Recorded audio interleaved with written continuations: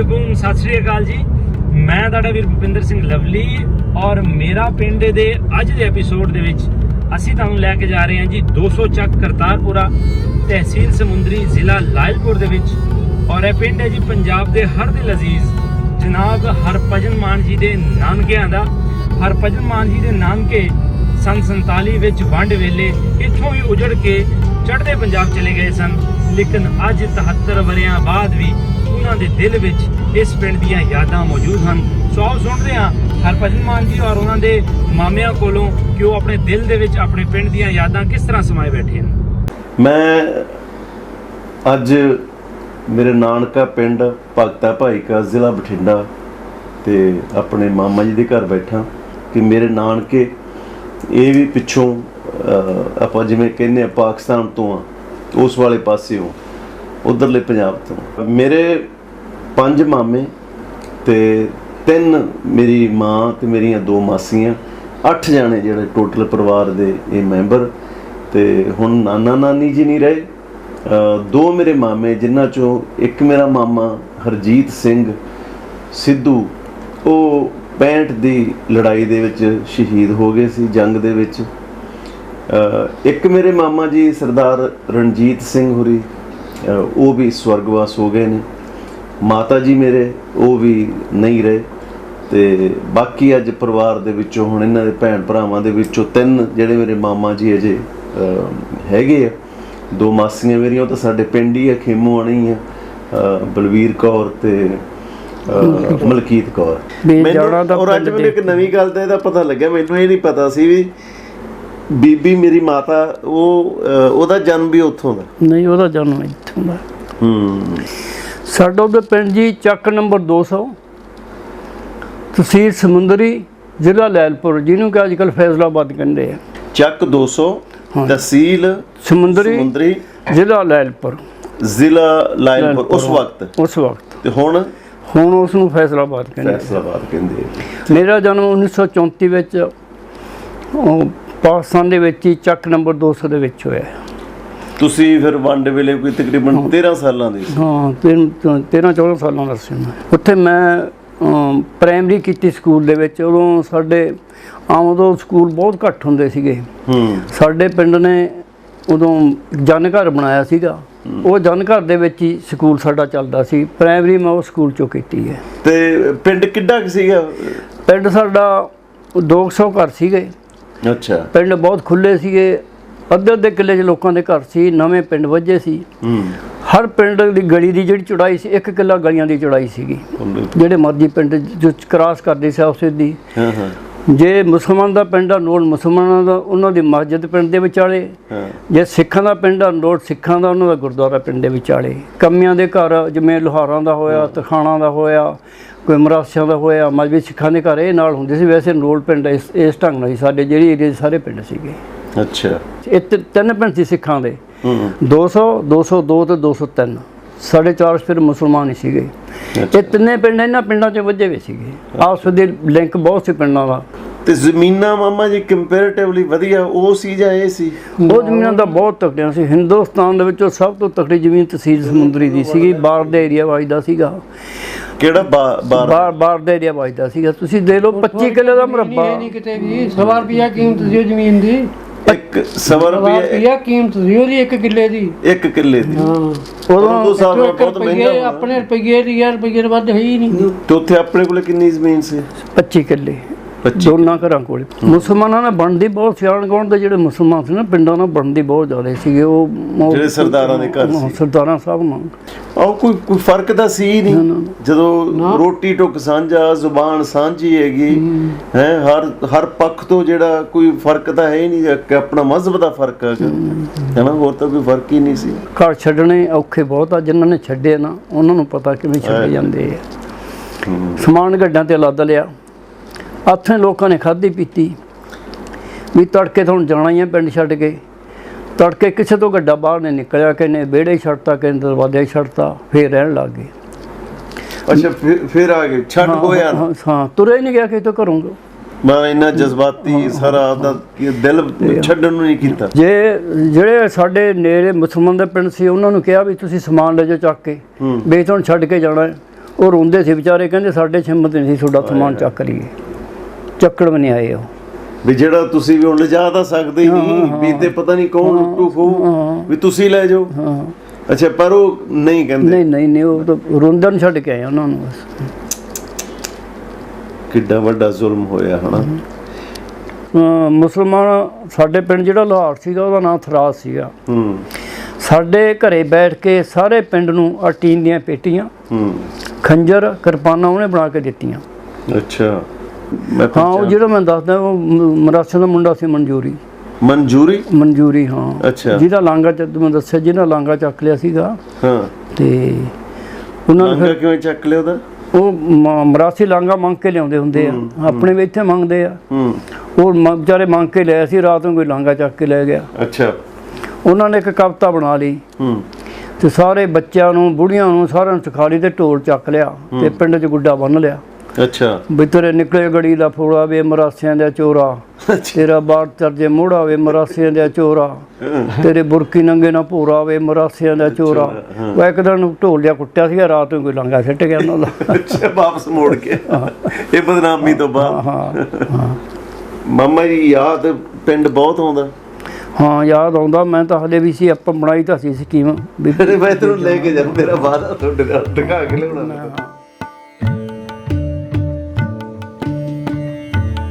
ਇਸ ਤੋਂ ਇਲਾਵਾ ਵੀਰ ਅਮਰਿੰਦਰ ਸਿੰਘ ਧਾਲੀਵਾਲ ਨੇ ਵੀ ਇਸੇ ਹੀ ਪਿੰਡ ਵਾਸਤੇ ਰਿਕੁਐਸਟ ਕੀਤੀ ਸੀ। ਵੀਰ ਅਮਰਿੰਦਰ ਸਿੰਘ ਧਾਲੀਵਾਲ ਦੇ ਪਿਤਾ ਜੀ ਸਰਦਾਰ ਸਰਵਨ ਸਿੰਘ ਧਾਲੀਵਾਲ ਅਤੇ ਦਾਦਾ ਜੀ ਸਰਦਾਰ ਭਜਨ ਸਿੰਘ ਧਾਲੀਵਾਲ ਇਸੇ ਹੀ ਪਿੰਡ ਤੋਂ ਉੱਠ ਕੇ ਗਏ ਸੀ। ਸੋ ਆਓ ਵੇਖਦੇ ਹਾਂ ਇਹਨਾਂ ਦਾ ਪਿੰਡ ਤੇ ਗੱਲਬਾਤ ਸਾਂਝੀ ਕਰਦੇ ਹਾਂ ਪਿੰਡ ਵਾਸੀਆਂ ਦੇ ਨਾਲ।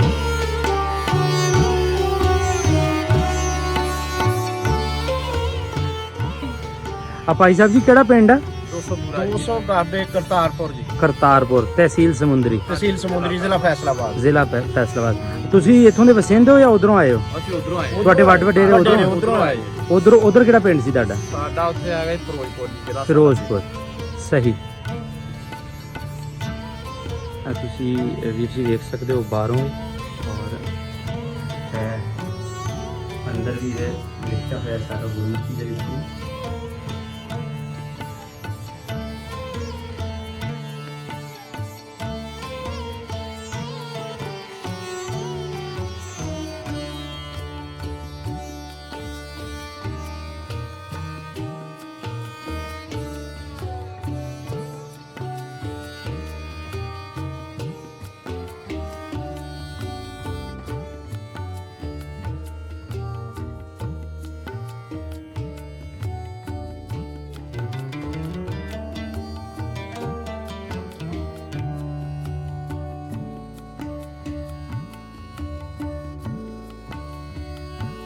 ਨਾਂ ਕੀ ਤੁਹਾਡਾ?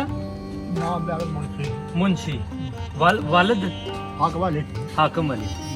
ਦਾਦੇ ਦਾ ਨਾਂ ਕੀ ਸੀ? ਮੰਦ। ਮੰਦ। ਉਧਰੋਂ ਆਏ ਹੋ ਤੁਸੀਂ ਇੰਡੀਆ ਚੋਂ? ਇੰਡੀਆ ਤੋਂ ਆਇਆ ਤੇ ਰੌਲਾ ਕਾਰਾ ਕਿਹੜਾ ਪਿੰਡ ਸੀ ਤੁਹਾਡਾ? ਦੋਸਤਪੁਰਾ।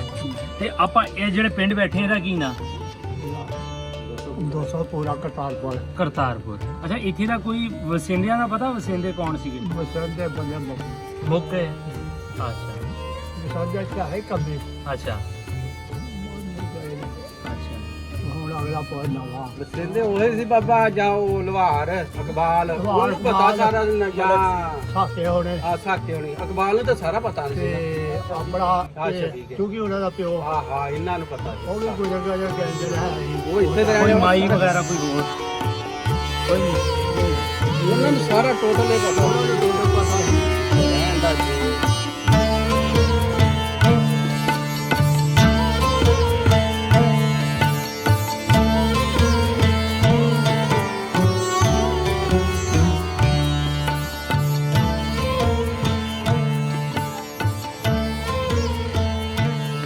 ਪਿੰਡ ਦਾ ਨਾਮ ਕੀ ਹੈ?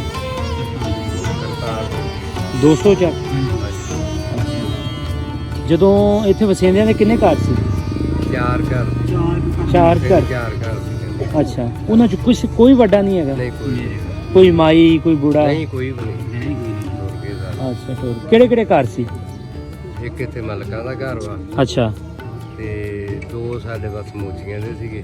ਮੋਚੀਆਂ ਦੇ ਕੌਣ ਇੱਕ ਤੁਹਾਡਾ ਹੋ ਗਿਆ, ਦੂਸਰਾ ਉਹਨਾਂ ਦੇ ਵੱਡ ਵਡੇਰਿਆਂ ਦਾ ਕੀ? ਨਹੀਂ ਉਹਨਾਂ ਦਾ ਕੋਈ ਨਹੀਂਗਾ। ਨਹੀਂ ਨਾਂ ਦੱਸ ਦਿਓ ਨਾ। ਨਾਂ ਹਸ਼ਮਤ ਸੀਗਾ ਉਹਦਾ ਨਾਮ। ਅਸਮਤ ਹਸ਼ਮਤ ਹਸ਼ਮਤ ਹਾਂਜੀ। ਅੱਛਾ, ਤੇ ਹੋਰ ਇੱਕ ਸਰਵਣ ਮਲਕ ਸੀਗਾ। ਸਰਵਨ ਮਲਕ ਹਾਂਜੀ। ਅੱਛਾ, ਤੇ ਉਹਨਾਂ ਬਾਲੇ ਉਹਨਾਂ ਦੇ ਪਿਓ ਦਾ ਨਹੀਂ ਪਤਾ।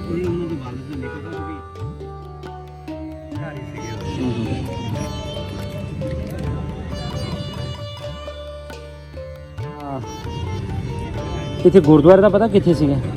ਹਾਂਜੀ ਉਹ ਖੱਬੇ ਵਾਲਾ। ਤੁਹਾਡੀ ਉਮਰ ਹੁਣ ਕਿੰਨੀ ਹੈ? ਮੇਰੀ 60 ਦੀ ਪੈਦਾਇਸ਼ ਹੈ। 1960 ਦੀ ਪੈਦਾਇਸ਼। ਇਹਨਾਂ ਦੇ ਨਾਲ ਮੇਰੇ ਪਿਓ ਨੇ 20 ਸਾਲ ਲਾਏ ਸੀਗੇ। ਅੱਛਾ ਆ ਜਗ੍ਹਾ ਇੱਧਰ ਹੈ ਕੋਈ ਇਹਨਾਂ ਦੀ ਸੀ, ਇੱਥੋਂ ਲਾ ਕੇ ਉਹਨਾਂ ਦੀ ਅੱਛਾ। ਮਾਈ ਸੀਗੀ ਨਾਲ ਨੰਬਰਦਾਰ ਨੇ। ਅੱਛਾ 6 ਦੇ ਵਿੱਚ ਆਈ। 2006 ਚ ਆਈ। ਹਾਂਜੀ ਹੂੰ ਉਦੋਂ ਮੇਰੀ ਵਾਲਦਾ ਹੈਗੀ ਸੀਗੀ। ਅੱਛਾ ਵਾਲਦ ਹੈ ਨਹੀਂ ਸੀ। ਅੱਛਾ ਤੇ ਸਹੀ। ਇੱਥੋਂ ਫਿਰ ਮੈਂ ਘਰ ਲੈ ਗਿਆ ਉਹਨਾਂ ਨੂੰ। ਹਾਂ ਹਾਂ ਤੇ ਬੈਠੇ 2 ਘੰਟੇ ਮੇਰੇ ਤਾਏ ਦਾ ਪੁੱਤ ਉਹਨੂੰ ਵੀ ਸੁਰਤ ਸੀ, ਉਹਨਾਂ ਵਕਤਾਂ ਸੀ, ਉਹਨਾਂ ਦੇ ਨਾਲ ਜੱਪ ਲਾਉਂਦਾ ਰਿਹਾ। ਅੱਛਾ ਯਾਨੀ ਮੈਨੂੰ ਨਹੀਂ ਸੀ ਕੋਈ ਸੁਰਤ ਹੈਗੀ ਹੂੰ। ਮੇਰੀ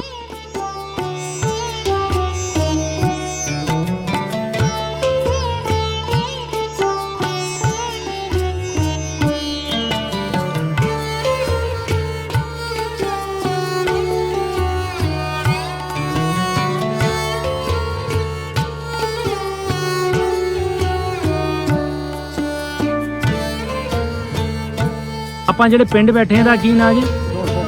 200 ਪੂਰਾ। ਸਾਰੇ ਨੂੰ ਤਿੰਨ ਪਿੰਡ ਹੂੰ ਸਿਖਾ ਦੇ ਜੀ। 200 ਪੁੱਤਰਾ, ਹੂੰ 202, 203। ਅੱਛਾ ਸਿਰਫ ਇੱਥੇ ਨਹੀਂ ਪਿੰਡ ਅੱਛਾ ਤਿੰਨ। ਅੱਛਾ ਤਿੰਨੇ ਪਿੰਡ ਜਿਹੜਾ ਟੋਟਲ ਸਿਖਾ ਦੇ। ਟੋਟਲ ਸਿੱਖਾਂ ਦੇ। ਹਾਂਜੀ ਸਹੀ। ਤੇ ਉਧਰੋਂ ਤਿੰਨੇ ਚੱਲਦੇ ਆ। ਹੂੰ ਸਾਡੇ 98 ਚੱਕਵਾ ਇੱਥੇ ਨਾਲ ਹੀ। ਹੂੰ ਉਥੋਂ ਬਰਾਦਰੀ ਪਹਿਲੋਂ ਦੀ ਆਣ ਕੇ ਜ਼ਮੀਨ ਪਈ ਤੇ ਇੱਥੇ ਬੈਠੀ। ਅੱਛਾ ਉਹ ਵਸਿੰਦੇ ਹੀ ਆ। ਹਾਂਜੀ ਹੂੰ। ਉਹਨਾਂ ਨਾਲ ਫਿਰ ਸਾਡੀ ਤਾਂਗ ਨਾਲ ਅਸੀਂ ਵੀ ਇੱਥੇ ਆ ਗਏ। ਅੱਛਾ ਅੱਛਾ ਜਦੋਂ ਆ ਗਏ। ਅੱਛਾ ਸਹੀ ਸਹੀ। ਇਹ ਜਿਹੜੇ ਮੌਲਵੀ ਸਾਹਿਬ ਨੇ ਸਾਡੇ ਇਮਾਮ ਨੇ ਹੂੰ ਉਧਰੋਂ ਹਿੰਦੁਸਤਾਨ ਤੋਂ ਹਾਂਜੀ ਹਾਂਜੀ ਉਹ ਸਾਰੀ ਮੈਂ ਉਹਨਾਂ ਨਾਲ ਗੱਲਬਾਤ ਕੀਤੀ। ਵੈਸੇ ਪਿੰਡ ਦੀ ਥੋੜੀ ਜਿਹੀ ਮਾਲੂਮਾਤ ਲੈਣੀ ਸੀ। ਤੇ ਆ ਗੁਰਦੁਆਰਾ ਹੈ ਸੀ ਇੱਥੇ? ਤੁਸੀਂ ਜਦੋਂ ਆਏ ਹੋ ਗੁਰਦੁਆਰਾ ਹੈ ਸੀ? ਇੱਕ ਪਿੰਡ ਵੀ ਸੀ, ਆ ਵੀ ਹੈਗਾ ਸੀ। ਅੱਛਾ ਇਹ ਇੱਕ ਪਿੰਡੋਂ ਪਾਰਲੇ ਬਣੇ ਆ। ਅੱਛਾ ਹਾਂਜੀ ਉਹ ਹੁਣ ਵੀ ਹੈਗਾ? ਹਾਂਜੀ ਅੱਛਾ ਤੇ ਨਵਾਂ ਅੱਛਾ ਅੱਛਾ ਉਹ ਢਾਹ ਕੇ ਮੁੜ ਕੇ ਮੈਂ ਤਾਂ ਖਿਆਲ ਦੁਬਾਰਾ ਬਣਾਇਆ। ਢਾਹ ਕੇ ਨਾ ਮੁੜ ਕੇ ਦੁਬਾਰਾ ਬਣਾਇਆ। ਅੱਛਾ ਬਣਿਆ ਜਗ੍ਹਾ ਸਪੈਸ਼ਲ ਉੱਥੇ ਛੱਡੀ ਆ। ਅੱਛਾ ਅੱਛਾ ਹਾਂਜੀ